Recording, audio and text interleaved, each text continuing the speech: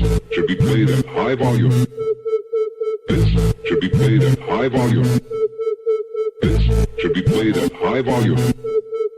Preferably in a residential area. The following thoughts on Hoppe Hour do not represent Cox Media Group or its sponsoring. Anything you hear may and will be used against you. Thank you. Voted as best local podcast in Tampa Bay by the Creative Loafing. You're listening to Hoppe Hour. What up? What's happening? This is Hoppe Hour. I am your host, Ryan Hoppe. And this next guest is a guy that has been grinding away here in Tampa Bay and a guy you need to look out for in the hip-hop business. Live on Hoppe Hour is rapper Mike Mass. What's up, bro? What's good? What's the deal? Nothing much, man. I met you about a month ago at Ali's when there was the show with Jonas, and I haven't met many rappers, but there's this vibe where the guys think they run things, and what I like about you is you're a very approachable and humble guy. I appreciate that, man. You know, that's the only way it's going to work, man, because we're trying to build Tampa Bay, the whole city up, you know, not just Tampa, the city, but Tampa Bay, meaning the surrounding area, St. Pete, Tampa, all of that, you know what I mean? So Wine and Rhyme is awesome. I'm glad you came out. That was a good night, actually. Shout out to Jonas for that set because it was dope. Dude, speaking of comedy at your show, Cam Bertrand not only killed it last week, but I thought he might do okay. Him being a white guy in a black crowd, but holy crap, he lit that room up, if I can say that. Oh, my Lord. He killed it. He killed everything. Shout out to Cam. Man, Cam is definitely somebody that's going to do some big things in the comedy world. No doubt about it. Now, he's going to do some big things in the comedy world, but how are you going to make sure you do big things in the hip-hop world? Oh, man, we're busy as hell. You know, we're moving. Shout out to B.O.B. in the building. You know what I mean? Also, shout out to RJ, Photography Gang, Prop Jones on the fashion tip. And then Mason, who is also a songwriter / hook writer / great producer / engineer. But all of that is just how I'm working it, man. Just my team, you know. I got people around me that are, you know, helping me make every aspect of what I do the best quality that I can possibly be. And I think that makes my work indisputable when it comes to my competition. You know what I'm saying? So if my quality level is higher than my competition, then that's basically going to put me on a higher level than them. You know who you remind me of when it comes to your music? I was listening to it before you came in. You remind me a lot of Nas. Nice. There's a lot of meaning to it and a lot of, I wouldn't say moral, but there's like a meaning. I can tell you're trying to preach something. A lot of rappers nowadays talk about Molly and banging girls. It's like, shut up, dude. You're annoying as hell. With you, man, I really like what you do, dude. It's a very laid back, and I can tell you're trying to preach a message.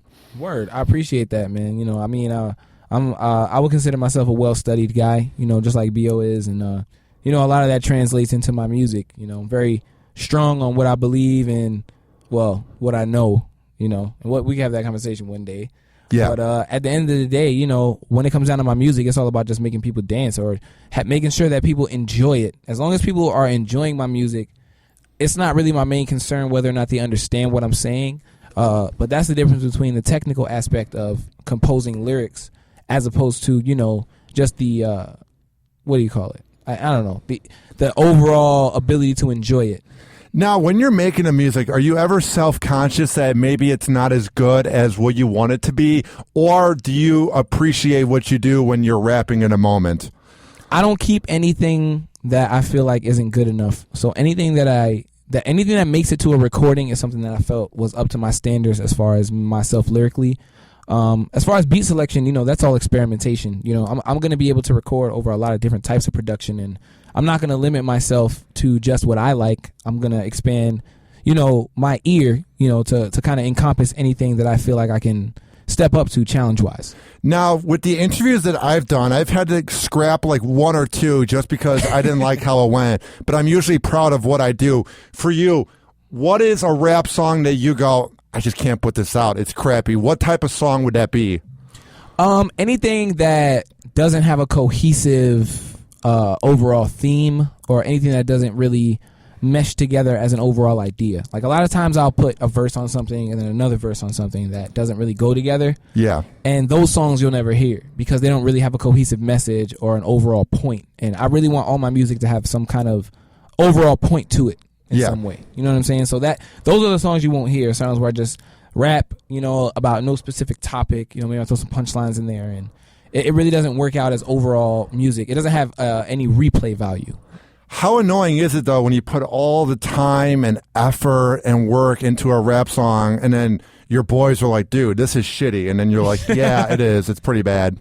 Well, that never happens. I mean, maybe that's because I don't know. That doesn't happen. But it would be me who would say that. Normally, my guys are like, yo, you need to put that out. That's dope. And I'm like, nah, I don't know about it, you know. So, I mean, when it comes to actual rapping, I mean, I don't really miss a step on that. Yeah. Yeah, there's not really any throwaway verses that I write, but it's more an overall concept thing. Now, I was talking to him about this last week. He was saying that when you guys make a rap song and you guys make beats, it could rock the world. It could go on the hip-hop channels here in town, but you have to wait.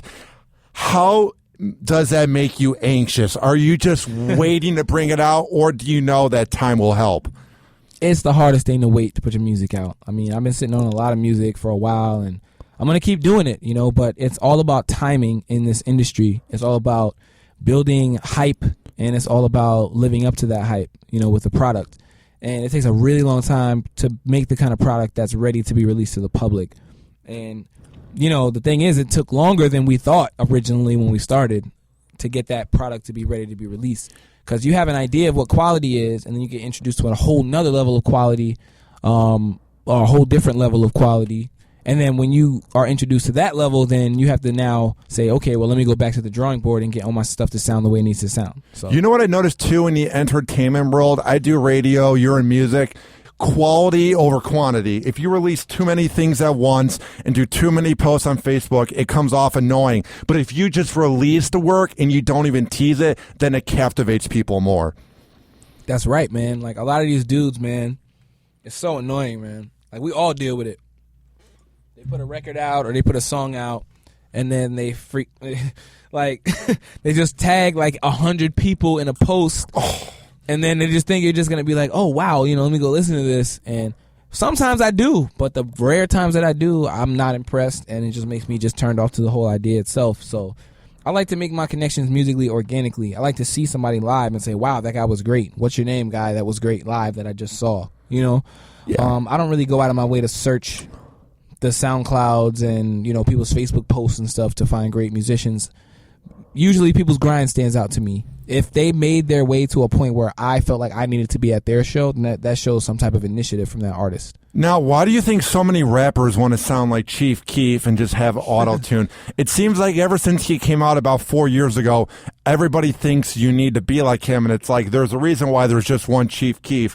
I think he's terrible, but I respect what he's done because he's made a brand for himself. Guys like him, Lil Durk, everyone out of Chicago. So what I'm asking you is, why does everyone think they need to be copycats? I think that the lack of originality is a result of people just trying to emulate who they admire. And it's without a knowledge of the fact that originality is how you build a fan base in the first place. People just want to latch on to somebody else's fan base when that's not necessarily how it works with the consumer. The philosophy behind how to gain consumers' attention is that you have to become a contrast to what is popularly known. You know what I mean? So, and that's the reason why Chief Keef was successful, because he was a contrast to the popular music. His music, cadence-wise, from a lyrical perspective, was a little later than what was normally, you know? Yeah. So he created like an off, like almost like an off-meter type of flow that now people are emulating, and he kind of created a new genre of music.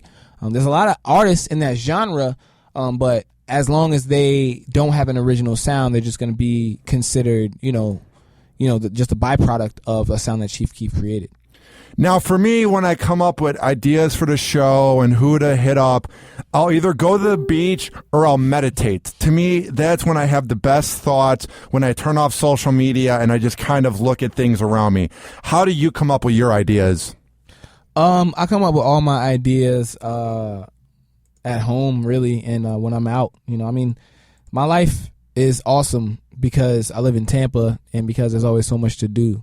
So Sunday, Monday, Tuesday, Wednesday, Thursday, Friday, Saturday, every day, something to do. I'm out at Crowbar or I'm out at, Lot 1901, or I'm out at the Bricks, or I'm out at, wherever place that it is. The Bricks is underrated in this town. I get coffee there during the day. I love that place. Yeah, the Bricks is awesome. Shout out to the Bricks. Shout out to Ronnie, who is my main guy at He's the cool. Bricks. And their coffee is off the chain. Their iced coffee. I recommend that iced mocha. You know what I'm saying? Go get Dude, that. their lemonade thing they make there, oh my God. I ain't even tried that yet. You got to get the dumb bitch, or whatever it is, dirty bitch. I went there on a date, and she didn't know that the names there were weird. So I'm like, can I get one dumb bitch? And my date looked at me like, what the fuck's wrong with you? It was weird, dude. I'm going to go get one of those now. Dirty bitch. Dude, it was so good, man. Apparently I can. You did. You It's said one of dirty those bitch. things where I don't like to swear a lot on my show, but whenever I have interviews, man, it just kind of fucking comes out. You know what I mean? It's weird. We're getting loose now. Shout out to the squad in the building, sitting there quietly. Radio doesn't really come with a lot of girls. Now, if I name drop here on, let's say, Tinder or Bumble, one of the things that happens is this. It works for me. Girls get intrigued, and that's how I get my dates, but I don't like doing it. Right. For you, how does it work with the ladies? Well, currently I have a girlfriend. So, it works with the ladies as I have a girlfriend and that's it. And I basically got to try to not do anything even slightly incriminating conversationally on social media and in real life. So How often do girls hit you up, though? Oh man, more often than is convenient for my current situation, I will say. You do well with the ladies, but you kind of have to hide it back because you have your girlfriend. But you're a growing rapper, so that comes... That's terrible. That's not what I do at all. I don't hide anything. I definitely am 100% open with my girlfriend. She's awesome. Where do you want to see yourself in 5 years? You're growing by the minute. Would you want to be national, or would you want to be the king of Tampa? I want to be international in 5 years. Really? National is an undershot. You know what I'm saying? Being big in America is cool, but I would very much like to be big internationally. I'm talking Australia. I'm talking China, Japan. Dude, I want to go to Sydney, man. That looks fucking awesome. I heard Australia is where a lot of money is. I don't know about socially how the environment is. I just know that there's big checks there. So I want to go get those checks. But I really want to go to Germany and Poland and Sweden. I heard that they really love hip hop there. What about ISIS? Aren't you afraid you're going to get run over? That is... Dude, it's scary, man. I something want to don't tour want the to talk world. about it all on the radio. Dude, it's just scary, man. What I like about you two Wow. is Wow. you don't want to talk about it on air. I get it, but your show man brings just peace, said man. ISIS. Your show literally Made a joke is about very. ISIS on the radio. I'm not making a joke about ISIS. I'm just saying, aren't you afraid to travel internationally? But here's another thing. Nah, because black people are getting killed in America. It's a very valid point. Why would I be scared to go anywhere else? I mean, this is probably the scariest place to be right now for me in the world. Baltimore probably is like a third world country. Wow. Damn. Damn. Wow, bro.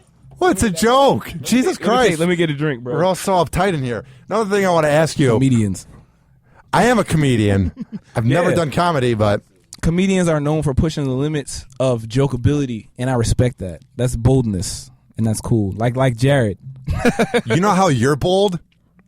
Is the fact that you have shows that bring peace. Like, you guys speak a positive message. Let's appreciate life and everything around us. While other rap shows at times get more violent, yours is very laid back, man, which is what I respect. I appreciate that, man. And a lot of that violent perception is it's incorrect. A lot, if you go to those shows and you're in the crowd at those shows, it's really just an aggressive energy. It's kind of the same thing you would find in like a hardcore rock show, which for some reason hardcore rock shows and metal shows aren't looked at upon as negatively as something with the same specific type of energy that's in the hip hop world. So that's something that we need to change as far as perception and just keeping it equal as far as how we support the different types of entertainment energies that are out there as far as live entertainment goes.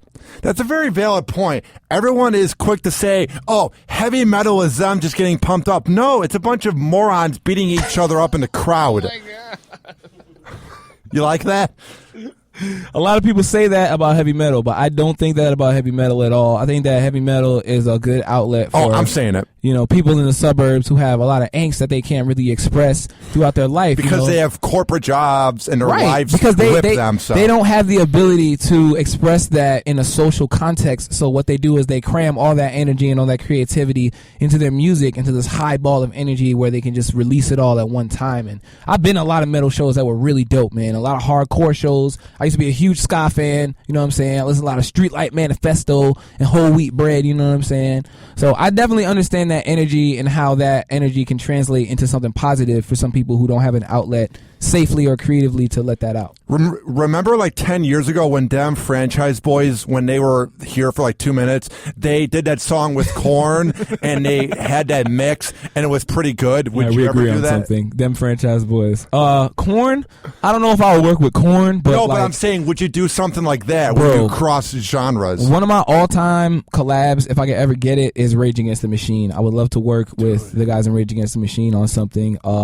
That would be huge for me. I'm also a huge fan of James Taylor. You know what I'm saying? I don't think it's James Taylor. He's cool, right? He's still dude. He's pretty cool, man. He's still rocking, right? What about Bob Seger? And not too familiar with Bob Seger. That's just a name. I don't know. Is that a guy? Is that a real Bob guy? Seger is a rock guy, man. That's a real guy. I've never heard of Bob Seger, but I have heard of Conway Twitty. Shout out to him. You know what I'm saying? Big shout out to Proper Jones. He's definitely one of my favorite musical artists, you know what I'm saying, in the Tampa Bay area. So check out his new shit about to come out, you know what I'm saying. Mason Monroe also is you know what I'm saying. A guy Who was the guy that went on after Cam Bertrand last week? He was really good. I liked him. That was Craig Till Infinity. Big shout out to him. He did his legit, damn man. thing. Yeah, he's definitely got some new music coming out. He's rebranded himself totally. So we're trying to basically put the starting lineup for Tampa together, man, and get everybody national because the people need to know about what we got going on out here for real. I'm not trying to be a douche, but did you see the one white guy in the front row that was dancing all awkward and goofy to the music? It was so funny, bro. I'm like, dude, just relax and enjoy the music. Everyone's just loving it. Everyone's relaxing, and this dude's dancing. I'm like, what are you doing, bro? Speaking of awkward white guy dancing, shout out to MC Kenna, who did his thing also in the performance. Kenna is an awkward white guy who's an amazing musical artist and who is also one of the hardest working artists in the city. So big shout out to him. But yeah, anybody who dances, however you dance, man, we cool with it, man. It's all love, man. We support you, bro. Do your crazy awkward dance, and as long as you're buying drinks, we cool. Dude, what are some of the best drink deals they have there at your event? Yo, the best drink deal, hands down, is in the drink that you can only get at Wine and Rhyme. It's called the French 75 with Hennessy. Shout out to Hennessy because they officially sponsor our event, and the drink that we created with them. Look at you coming up over here, Mike Mass. You're going to make it. A little something, you know what I mean? A little something. We did something with Damn Rack Gin, you know what I'm saying? We also tried to do something with Dusko Blue, which is Damon Dash's wine. But yeah, the whole Hennessy deal is great. The rep came out last month, or not last month, the month before last. She brought out free samples of the French 75. If you're coming out to Wine and Rhyme, I definitely recommend ordering that French 75 with the Hennessy, because it's a very inexpensive Hennessy drink. It's actually cheaper than if you would have purchased Hennessy with anything else. How awesome is that when the rep comes out and you're like, oh my God, they could be my sponsor? How surreal is that? It's great, man. I mean, they came out specifically because, you know, our event created a desire for more of that type of liquor in the environment. So because of the fact that we're selling so much more Hennessy for Anise than they previously were before our event, it just points to the value of what we have going on in Tampa. So we just try to translate that into more ways to further our business with other clients. Now, you made national news when you were on Sway in the Morning on SiriusXM. How did you get that gig to sit in on a huge show like that? Man, shout out to DJ Casper, man. DJ Casper actually had a whole radio run that he was doing, Tony Touch, Beat Miners, and he was doing Sway in the Morning. And he basically said, look, man, I believe in you. You're my guy. Come out here. Let's do it. You know what I'm saying? And I came out there with him, and you know what I'm saying? We went to Tony Touch Radio. We also went to Beat Miners Radio, which was one of the coolest experiences I ever had. We kicked it with DJ Evil D. And, you know, after that, Sway in the Morning was that Friday. He said there's no guarantee that you're going to rap on the air, but we went up there. Sway played my record. Not Sway. Casper played my record. Sway heard the record and was like, yo, who's this guy that's on this record? And Cass pointed to me, and he was like, yo, you got a beat that you could let him get, you know, spit a little bit. So he let me get some bars off, and they were impressed. So they let me stay till the end, and I did the Friday Cypher, and that's the video that's out right now. It's got a lot of views, which is really cool, and I've been having a lot of success as a result of that. So it's really cool. Dude, how awesome is that whole place? I sat in on a show on Opie Radio about 4 or 5 months ago, and that whole hallway is so overwhelming. You first walk in, to the right is Howard set up. Then you have the long hallway. You see famous people. You see celebrities walking around. Dude, isn't it awesome when you're at the SiriusXM building? Man, I saw some comedians in there. Basically we saw Sway. I was kicking, Heather B was really cool. DJ Wonder was in there, you know what I mean?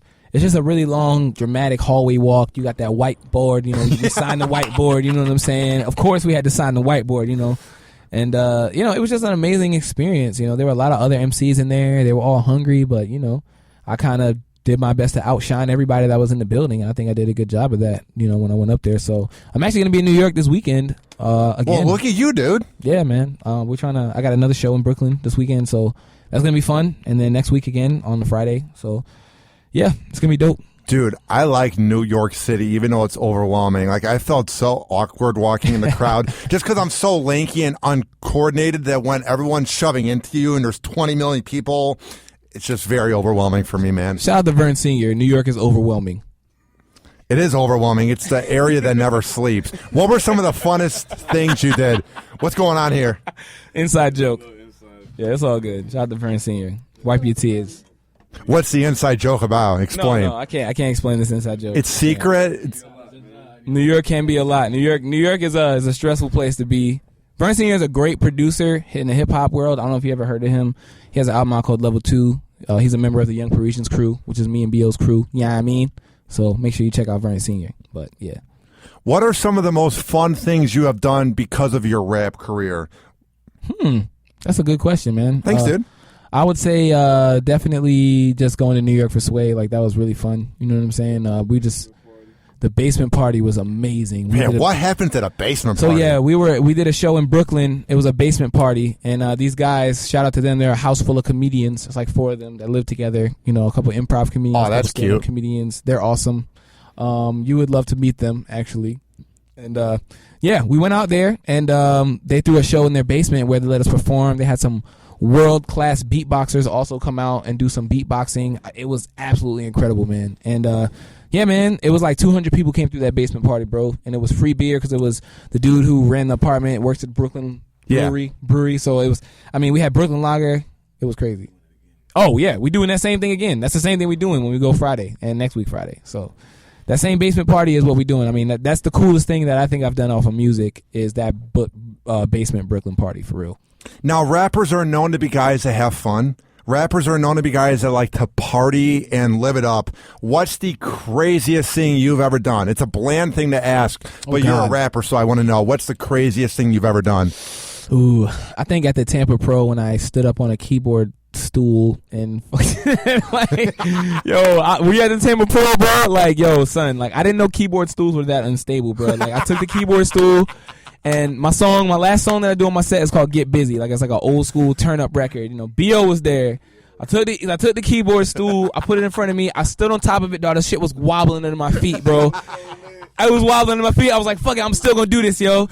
And it dropped, and I was like, oh, and the crowd was going crazy, and I was just wobbling on top of this keyboard stand. I was like, bro, I'm finna fall off this shit, bro. If I fell off, bro, I to this day I regret not stage diving that day. But I think that was one of the greatest moments ever in my hip hop career, straight up. Now, when I'm doing this show, it's often me just ranting, so I'm in here by myself yelling into this microphone. So I've never done a live show where you have the audience reaction and the audience is just being there.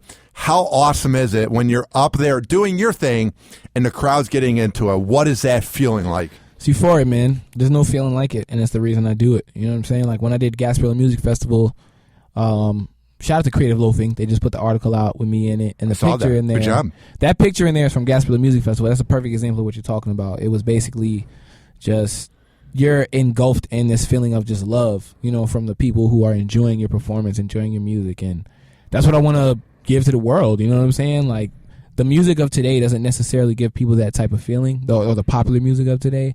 So I music really fucking bring that sucks back. now, dude. That's what I like about your music. It's refreshing. That's why I want you to make it. But if you were to make it, would you ever sell out? Sellout is a relative and subjective term. Would I do a song for the purpose of making money? Yeah. Yes, I would.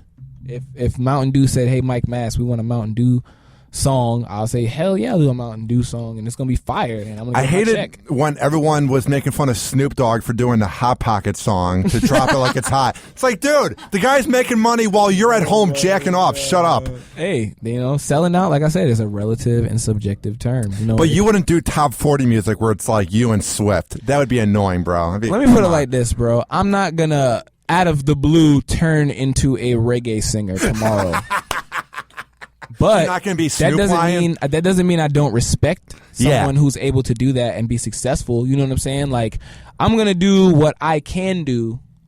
As how far my versatility takes me is how far I'm gonna go. You know what I mean? But I'm never gonna do anything that I don't like. Who are some rappers you like to check out? I like Odyssey. He's very dope. I don't know if you ever heard of him. I've heard the name, and I've heard he's very good. I'm a huge fan of a West Coast artist by the name of Blue, BLU, no E. He's huge. I'm a big fan of, honestly, J Electronica, I check out, you know what I'm saying? Like, I really like Lupe Fiasco. I'm a huge fan of him. Chicago rap is underrated. I disagree. I think that Common is not underrated. He's a Chicago rapper. I think that Twista is not underrated. He's very underrated. Rapper. Everyone forgot I think that Kanye West is by many people considered to be one of the greatest artists of all time, and he's from Chicago, so I couldn't say that Chicago artists are underrated. I'm talking about more of the like drill scene. There's some good rappers out of there. The drill scene is, to me, the drill scene kind of reminds me of like the snap music scene. Yeah. It's fleeting to me. It's not something that really has any longevity to me, but that's just my opinion. At the end of the day, it could go very far, but it's really just another child of Gucci, which a lot of today's music is just a child of Gucci styles. Could Gucci have a comeback since he's out of prison now? Gucci doesn't need to ever have a comeback. He's Gucci. He's Trap God. Like, that's Gucci, bruh. Like, Gucci is the godfather of all these young rappers and all these young styles. If it wasn't for Gucci, there'd be no Chief Keef. There would be absolutely no Chief Keef. There would be no Future. There would be no... He would just be some Migos. baby daddy with a bunch of money to pay. Hey, straight up. I mean, well, shout out to Organized Noise. Future is actually Dungeon Family, so because of that, you gotta limit the negative comments on him because he's Outkast crew. You know what I'm saying? So now, who is the most famous rapper you've ever met? The most famous rapper I've ever met. Wow, that's a good one. Is it a long list that it's hard to come up with one? I think, man, that's tough. It really is a tough thing to think about. I think Big Daddy Kane. I would have nice, dude. I actually had a cipher with Big Daddy Kane. It was dope. I have a video of it, actually. It's dope. How surreal was that moment? Because I've met radio guys that are famous, and when you're talking to them, you can't believe it's happening, and then when it's over with, you're like, holy crap, that happened. Yo, I've met a lot of famous people, but the only time I was ever starstruck? Who? I met AO from AN1.